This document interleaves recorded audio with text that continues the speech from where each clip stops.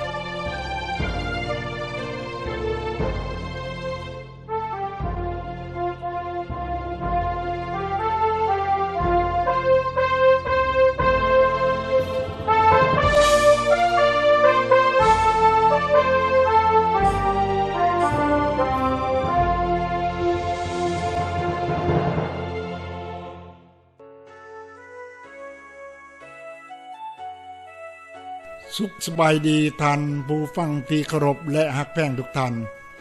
วันนี้รู้สึกเป็นเกียรติและมีความภาคภูมิใจเป็นอย่างยิ่งที่ได้นำเอาเรื่องสร้างสามเสียนหรือทุ่งสร้างสามเสียน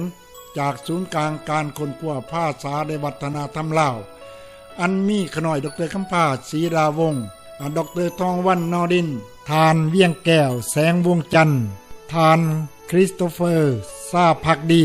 และทานพญาศรีสัตย์ทิจบูรณ์เป็นคณะกรรมการอยู่ในสถานที่แห่งนั้นด้วยว่าอิงตามหนังสือพื้นเมืองหลักฐานที่ได้จากหอพิพิธภัณฑ์ของประเทศอินเดีย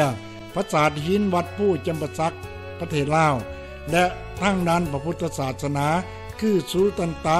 ปิฎกหรือว่าสุตันตปิฎกะได้กล่าวไว้ว่าสร้างสามเสียนนั้นเป็นสร้างที่มีตระกูลดีชื่อว่าเอราวัณ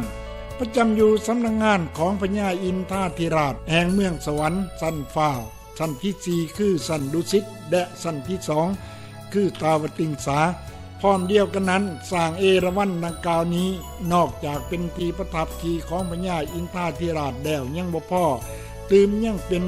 ผู้รับใช้ขนส่งบรรดาวิศวกรรมทั้งหลายลงมาเกิดในเมืองมนุษย์โลกด้วย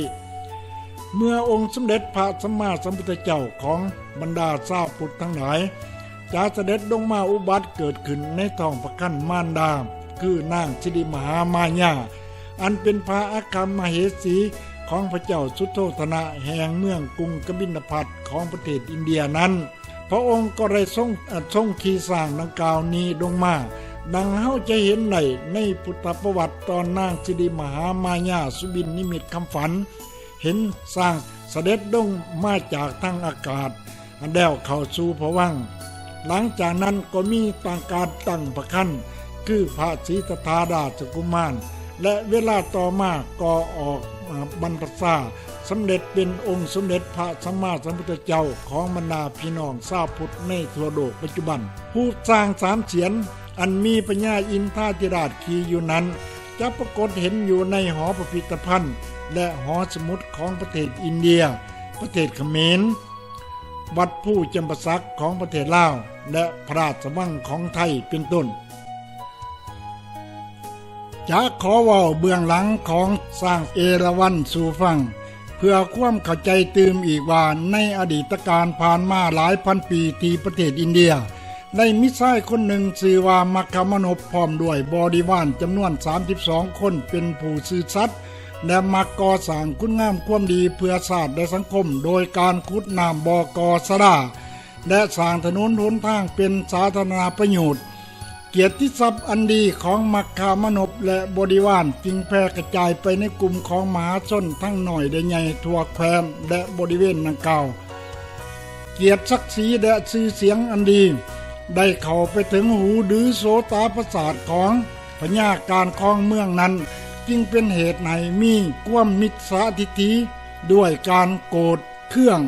ด้วยอำนาจและศักดิ์ศรีดีเด่นดืนต้นแล้วออกคำสั่งอนุญาตให้ลูกน้องของตนพักดันด้วยการเอาสร้างเขาไปแท่งหรือหวังจะฆ่ามัคคามนพที่กำลังทำการก่อสร้างถนนหนทางอยู่นั้นพระสิทธิ์โบหารได้กล่าวไว้ว่า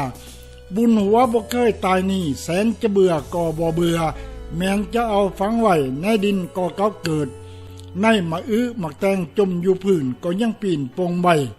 ด้วยอำนาจคุณพระศรีรัตนตรัยและคุณงามความดีในการเฮ็ดสร้าง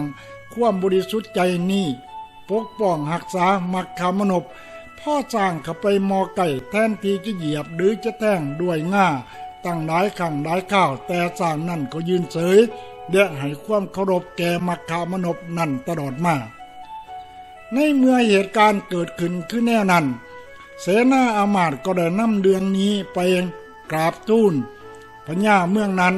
ผู้ปกครองเมืองจึงได้เรียกตัวมักขามนพนั้นเข้าไปเฝ้าเพื่อถามความเป็นไปต่างๆเมื่อได้ทราบว่ามักขามนพและพรรคพวกเป็นคนซื่อสัตย์และบริสุทธิ์ใจในการทำคุณงามความดีนั้นแล้ว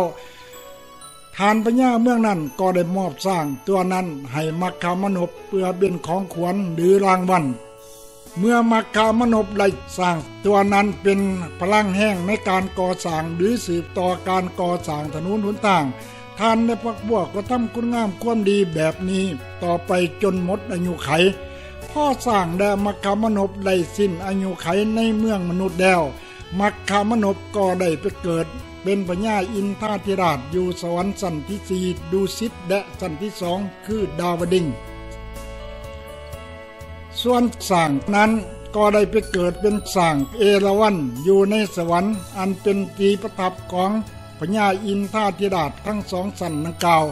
อิงตามหลักฐานทางด้านพระพุทธศาสนากล่าวว่าสร้างเอราวัณแท่นั้นมีอยู่33หัวหรือ33เสียนคือเป็นตัวแทนของสหายของมัคคามนพทั้ง32ร่วมกับมัคคามนพนั่นด้วยแต่สร้างเอราวัณนี้เป็นสร้างที่ตระกูลดีมีฤทธิ์เดชได้หลายอย่างจึงสามารถเหยาะศีรษะของตนมาเป็น3หัว6ง่าได้อย่างสบายสร้างเอราวัณนี้นอกจากจะเป็นที่ประทับกีของพญาอินทราธิราชอยู่สวรรค์ชั้นที่ 4คือดุสิตและดาวดึงสาชั้นที่ 2แล้วช้างเอราวัณดังกล่าวนี้ยังได้เป็นพาหนะในการขนส่งบรรดาพวกวิศวกรรมคือ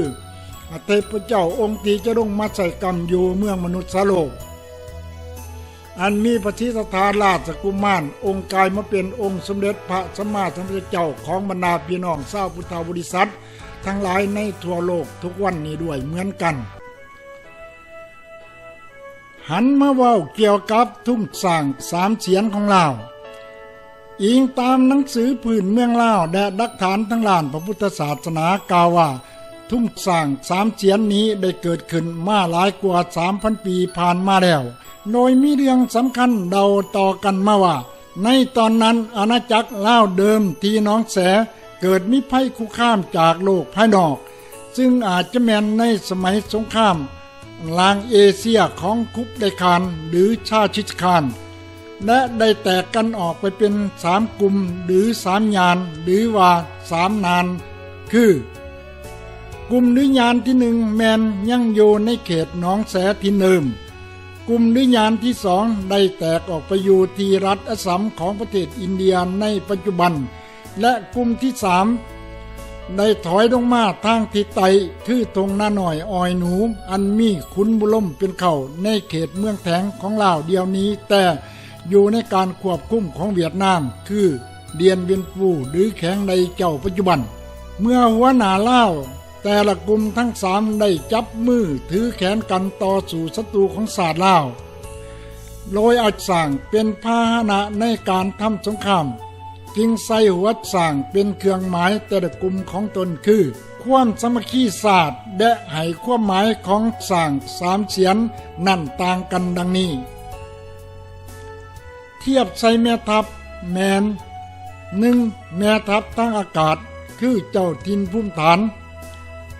แม่ทัพทางหน้าดินคือทหารและเจ้าแม่ธรณีแม่ทัพทางน้ำนั้นได้อิงใส่คุดนาคน้ำเป็นเข่าเทียบใส่ทั้งด้านศีลธรรมนั่นก็แมนคุณพระพุทธคุณพระธรรม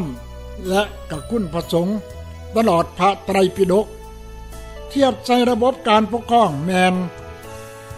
พรรคฝ่ายซ้ายพรรคฝ่ายกลางพรรคฝ่ายขวาแต่ยึดมั่นในการปกครองแบบประชาธิปไตยคือมี1สถาบันบริหารสถาบันตุลาการสถาบันนิติบัญญัติส่วนตัวสร้างนั้นหมายถึงศาสตร์ลาวอันเดียวกันตลอดมาทุ่งสร้าง3เจียนตอนต้นนั้นยังบ่ทันมีเศรษฐศาสตร์7สั้นอยู่ถึงหัวสร้างนั้นและปัญจถันธ์อยู่ทั้งข้างลุมตินสร้างนั่นเฉลย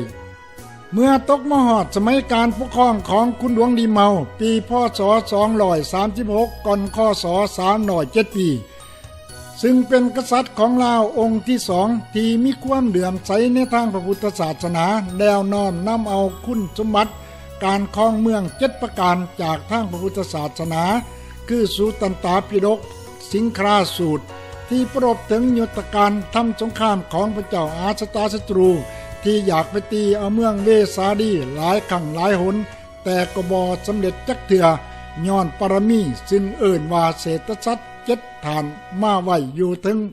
3เจียนของสร้างเพื่อเป็นคติเตือนใจในระบบการปกครองศาสตร์คือ